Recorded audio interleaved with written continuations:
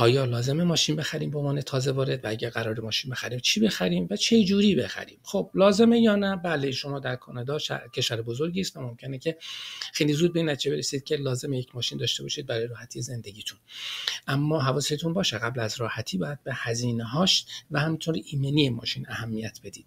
حالا اینکه چه برندی بخریم صحبت می‌کنیم، اما اینکه چگونه بخریم سوال خوبیه که ممکنه بهش متوجه اون نباشید به عنوان کسی که تازه اون لیزینگ یا اجاره طولانی مدت، فایننس یا در واقع خریدن قسطی، و اینکه آیا نقد بخریم، ماشین نو بخریم، دست دوم بخریم یا دست دومی که مورد تایید نمایندگی است.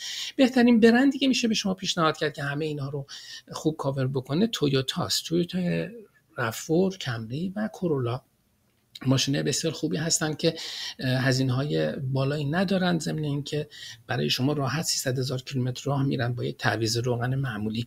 در کنار اون ماشین هوندا مطرحه، هوندا CR-V و هوندا سیویک جزو ماشین‌های بسیار خوبی هستن که میتونن همین ولی رو به شما بدن. حواستون جمع بکنید این جور ماشین‌ها ارزش فروش بعدی هم دارن، یعنی ولی خودشون رو زیاد از دست نمیدن.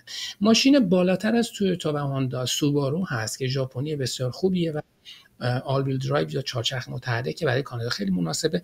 و ماشین‌های پایین‌تر از تویوتا و هوندا هم میتونیم به برندهای مازدا، میتسوبیشی و نیسان اشاره بکنیم که اونها هم ماشین‌های خوبی هستن.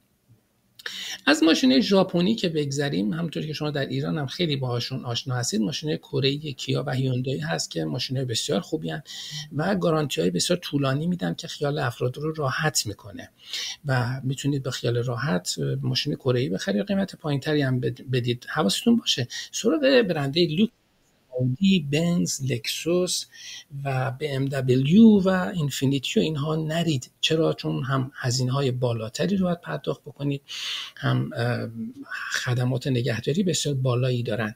بهترین آپشن برای شما ماشین‌های ژاپنی و همینطور ماشین‌های کره‌ای است. میرسیم به ماشین‌های دست دوم. حواستون باشه ماشین‌های دست دوم در کانادا دوران سختی رو طی کردن، بنابراین باید حتما نشونشون بدید، بررسیاتون رو بکنید.